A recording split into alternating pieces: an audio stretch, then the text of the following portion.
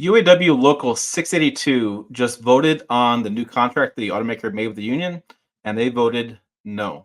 Hey, it's Tim, Pick a Truck Plus SUV Talk. Today is Monday, November 13th. Dates matter because things are changing so quickly in this UAW strike, and now we're in the ratification phase of the strike, trying to ratify this contract. Getting lots of information, different local groups, local UAWs, what they're voting on, and we just found out today that UAW Local 682 voted no. This actually, 682 is interesting plant, and I'll get to you some information about that plant, information on why they are those plants, and we'll talk. I have a comment that somebody put maybe some issues with the voting.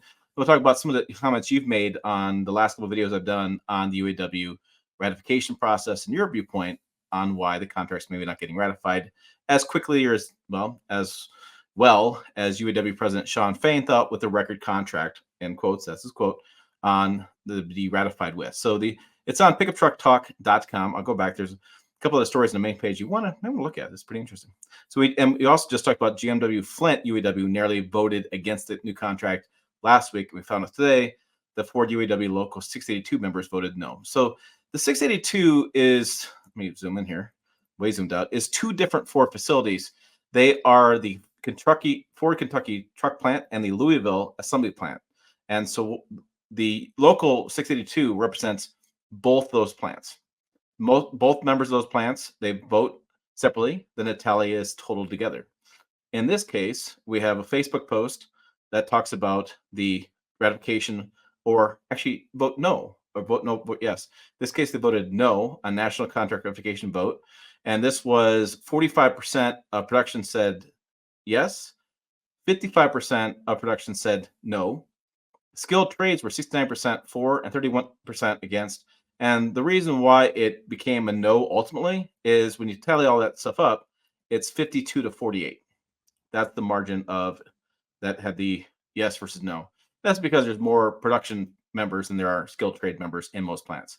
The Louisville assembly plant builds the Ford Escape and Lincoln Corsair. I want to go back for just a second. And the Ford Super Duty plant is what the Ford Kentucky plant is.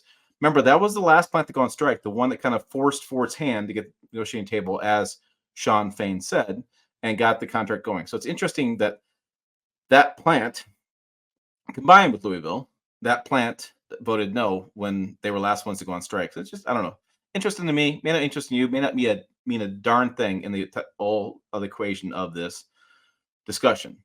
So I was like, why vote no? This kind of has been boggling my mind because it sounds like it's a good deal on the outside to me, but I know there's some issues that you guys have pointed out in the comments and things. And I just was thinking about, why would they vote no? Well, what's interesting about this story is we're getting new details that many members aren't voting at all. For example, there's an auto news story that states the Ford Kentucky truck plant, which rejected the contract, less than 50% of the members voted. At the Louisville assembly plant, which approved the contract, just more than half of the members voted. So, as one person said on a Facebook post, there's 57,000 UAW Ford employees. If less than half people vote, that's 23,000 people making a decision for all 57,000, right? About 27,000. I'm not a good math, but that's kind of about the ballpark, which I thought was really interesting. Now, the voice of frustration was they also had talking about the voting. The comment said the voting took place on just one day, meaning people had come in on the day off the vote. And this person said there was no absentee ballot voting, and each local UAW voted on different days. That's what makes it confusing for me as a journalist and for you as a reader or viewer, is that we're getting all these different vote tallies on different days. And so you could just wait till the end, get all the votes together and do one video. But I think this whole drama of how it's going through the stages is really interesting, how we're getting different votes coming in. Now, we've also had another UAW Ford vote. Now, that was last week. And this was the Ford Chicago assembly plant. They voted 57% in favor of the contract. And that voting took place November 8th. I've been told outside sources and things say November 17th is the last day, which is be this Friday, right? 17th? Yeah. This Friday would be the last day of voting. I reached out to UAW for a better understanding. I'm just waiting to see if I can email back. But I'm just curious how many UAW locals there are and when does voting end. Now, what else would happen as far as reasons for not voting for the contract? I've had people tell me a couple things. First of all, they tell me that it's there's an issue with mandatory overtime. You're working 6 days a week, been doing it for the last 8, 10 years. What's the point of making more money if you're never off the job to go spend the money? I completely get this. Brian Crow says this is something you guys have said on the comments from UAW Flint Snow video, that it's not months and months as a temp, it's 4 years as a temp. So that was interesting. That the UAW has told me that they're going to speed up the amount of time it goes from a temporary worker to a salary worker. And the reading of this contract from this gentleman says that's not the case. It's still 4 years of working as a temp before you get on salary or on the payroll, as they say, as a real employee. And he says it's not just a few hours on a Friday, it's overtime. It's 6 days a week and for most of the year. Again, that's the mandatory overtime comment, which I can understand. That seems like that would be, I know I wouldn't like it. I know my family won't like it. And then he goes on to say, my problem with the contract is it didn't fix the 2019 contract where people hired between 2013 and 2015 are left behind, actually adding the time it takes to get to top pay. And if you're hired in 2013, screwing you out of a 4% bonus. Think of it like the times you waited in line at the bank or store for 10 minutes because only one window is open. When you finally get up front, they decide to open 3 more windows. That same feeling, except instead of 10 minutes, it's 10 years. And then another one, the transplants Me Too wage increases are tanking UW's chances of yes vote the big three. Members are pissed off. They were out of for all these work weeks, and the transplant workers got the same increases with no strike at all. I'm not sure what he means by transplants, but this is, again, another comment. And what I think is interesting about this, all this discussion that's going on, is it's creating a lot of conversation online, a lot of conversation in the comments of this video. And I know it's going to come. You have the one side of the public that's saying, hey, trucks are really expensive anyways. Why did the UAW strike and increase the price of trucks? As Ford said in a conference call, the Ford CFO said that he thinks that the price of trucks will raise between $500 to $900 based on the agreement that they made with the automaker. So you have this one party that says, trucks are really expensive. What the hell?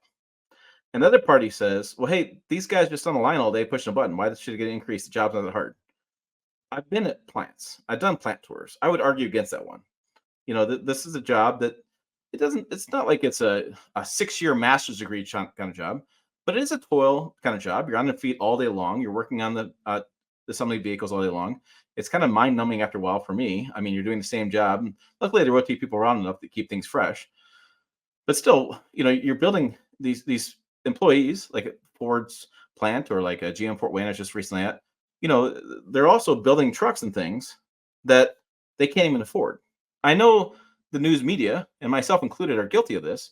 We talk about the top pay. My God, look at this top pay amount. You get, what is it, 30, 40 bucks an hour. My God, look at this top pay. That's so crazy how expensive that is. And why should somebody on the line make 40 bucks an hour? Well, it's like, hold on here.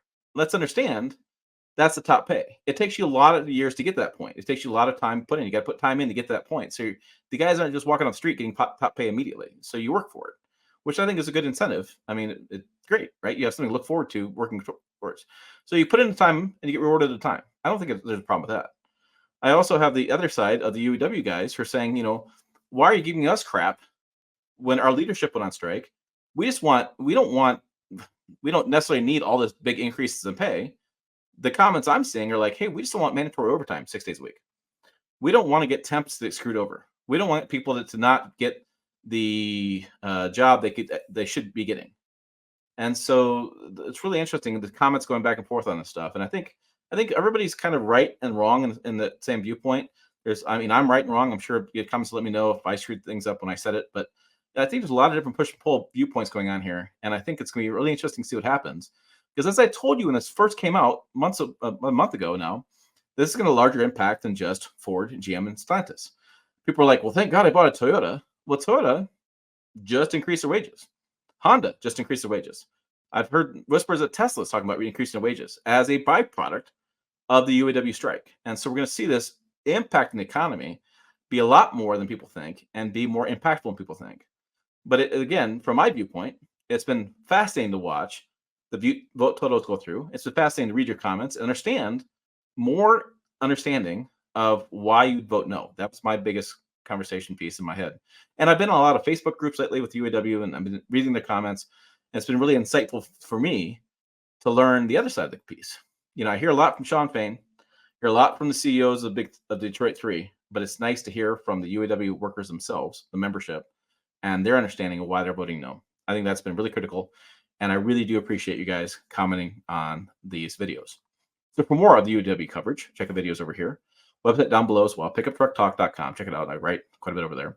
As always, thanks for watching. I will see you down the road.